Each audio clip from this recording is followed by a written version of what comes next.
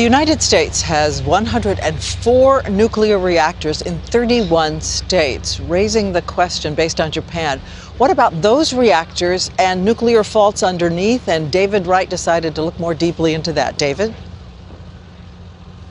Good evening, Diane. We're at the San Onofre nuclear power plant midway between Los Angeles and San Diego, right on the coastline and smack in the middle of America's earthquake country. And what's going on in Japan raises very real concerns about the potential for such a disaster here. A deadly natural disaster that threatens to unleash an even deadlier man-made one. The operators of the San Onofre nuclear power plant insist they're prepared. Is this plant safe?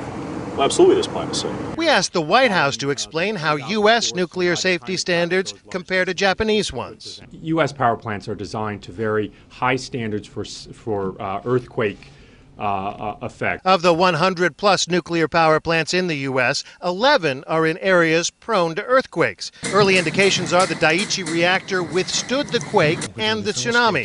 But as we know, that 1-2 punch cut off the power supply and then knocked out the backup generators, a scenario the industry calls a station blackout. There are many pathways to station blackout at atomic reactors here in the United States. Tsunamis could do it, earthquakes could do it. In Japan, the station blackout left battery power as the only way to cool the reactor long enough to shut it down. Industry officials say the batteries in Japan were designed to last 8 to 12 hours, apparently not long enough. In the U.S., some backup batteries last half that long.